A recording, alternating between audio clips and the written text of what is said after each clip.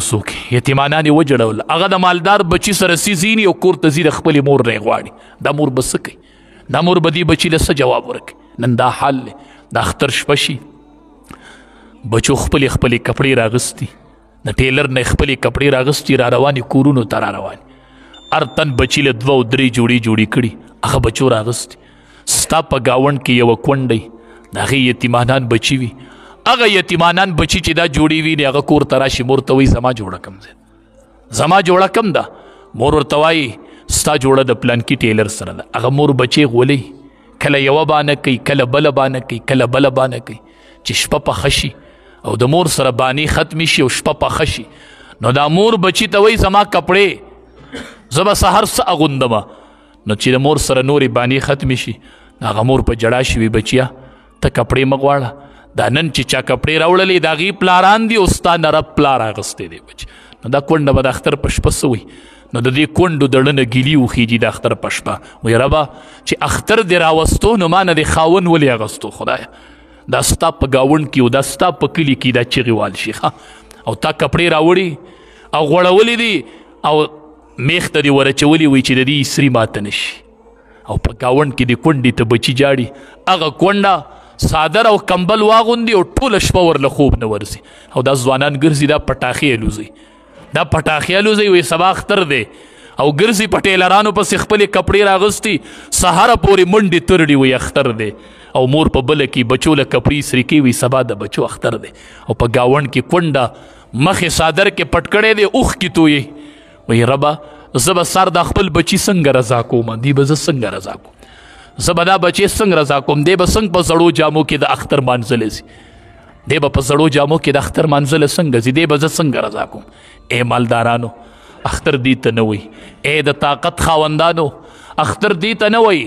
اختر دې ته نه وایي چې ته نوې کپړې واغونده او راشه په صف کې ودرېږه او عطر ولګوه او یتیم او فقیر دې په زړو جامو کې د اختر په مانځه کې ولاړي. اختر دا دی چې ته را روانې تا ځان سره یو یتیم دا د نبی علیه صلات وسلام سنت ژوندی که د اختر په ورځ یو یتیم د ګوتې نه 1900 مانځلی راوله، یو یتیم له انتظام وکړه، دغه یتیم راوله او د ځان سره په صف کې ودروه او په نوو کپړو کې دا یتیم ځان سره ودروه چې نن دته د پلار احساس ونشي. دته په دغه ورځ د پلار احساس کېږي د اختر په ورځ.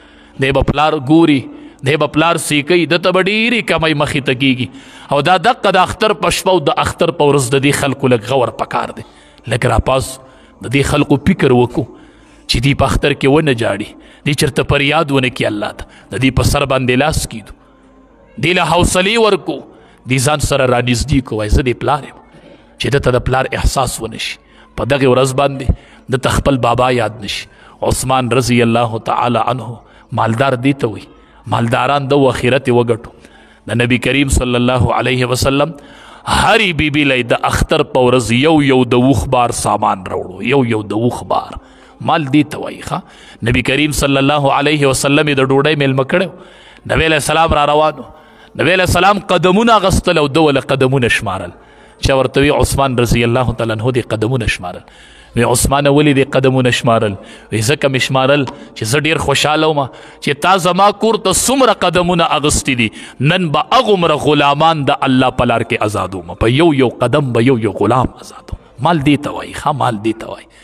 عثمان رضی الله تعالی عنه به وی 3 څیزونه ډېر خوند راکوي: د قرآن تلاوت کول، وږو له ډوډۍ ورکول او بربنډو له کپړې ورکول. دا 3 صفته عثماني صفات دي. مالدارانو د طاقت خاوندانو روجه دي ته وایي چې ته 2 غنټې تلاوت وکې او بیا وځي 1 غنټه د وږو له ډوډۍ ورکې او 1 غنټه بربنډو له کپړې ورکې. کاش نن کوئی یتیم له ورکوي او که غریب له ورکوي نو په لینډ کې به یې ودرولی. ښه خو ته خلقو ته یتیم ښه شرموي، دا خو ته خلقو ته غریب ښه په ګوته کوي چې لینډ درته لګېدلی. کاش چې نن عمر ژوندی وي رضی الله تعالی عنه، چا به فریاد نه و کړی، دا فریاد به اسمان ته نه و ختلی. په لاره روان دی، یو زنانه ولید، غږ یې وکړه ودرېږه عمره ودرېږه. هغه ودرېده. زما بیت المال کې څه برخه شته؟ وی او وی ما ته خپله برخه راکړه د بیت المال نه. هغه برخه یې راوړله، حواله یې کړه ورته. زنانه روانه شوله، غږ یې وکړو، وی ودرېږه.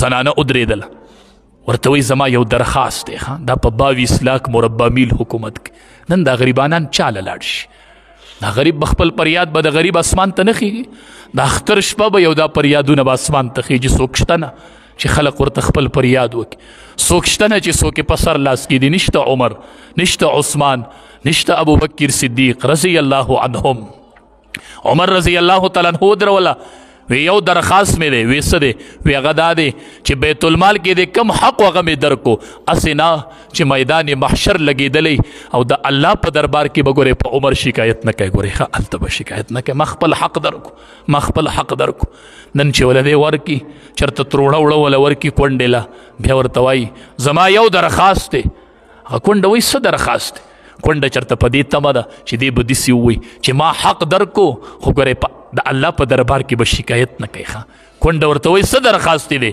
وایي یو تصویر وباسم چې فیسبوک لی ورکړم الله اکبر یو تصویر وباسم چې خلقو ته پته ولګي بس خلقو له دې ورکړه او خلقو ولیده بس د الله نه اجر مه غواړه خلقو ولیده بس دا خلقو ته اخو د خلقو د پاره دې کوه ور دې کوه خلقو ولیدو بس ودې لیده زه هغې کونډې ته وایم ته ولې تصویر ورکوي ما ته وایي مولي صاحب زه نه ورکوم تصویر خدای ماله تروړه وړه راکړي او زه کور کې هغه وږي بچي رایاد کړم چې زه به دې بچو له بیا څه پخوم هغه ګورم خپل خاوند راته رایاد شي چې په قبر کې دی وم دا زما د خاوند د عزت سودا کېږي نن نو دا کونډه ورته وایي ای به زه تصویر راله وباسه خو په پټ مخ راله وباسه مخ راله مخ ښکاره کوه او خیر دې تصویر واله نو چې ته یې بې تصویره نه راکوې ته مالدار ته به د الله مخې ته ځې تا سره به دا حساب کېږي ښه چې تا په دړی وړو د یوې کونډې د عزت سودا کړې وه سودا ماله د هغې جواب راکړه نن مالدارانو په غریبانانو لبې وکړلې کلا بلا تکرمون الیتیم الله وایي تاسو عزت ولې نه کوئ عزت یې ولې نه کوئ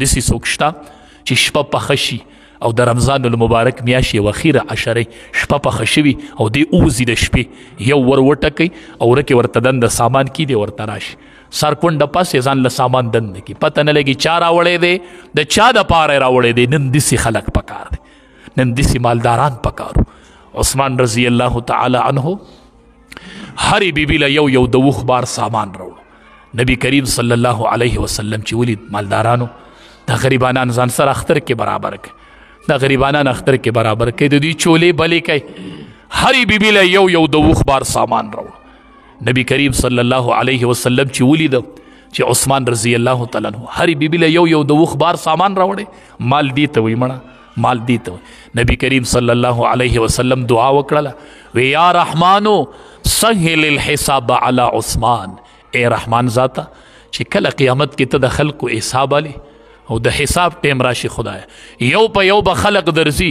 یا الله چې کله عثمان نمبر راشي رضی الله تعالی او عثمان ستا مخې له درشي او د حساب ټیم شروع شي نو سهل الحساب علی عثمان یا الله زه سفارش کوم چې د عثمان سره به آسان حساب کوي خدای د سره به حساب کې نرمي کوي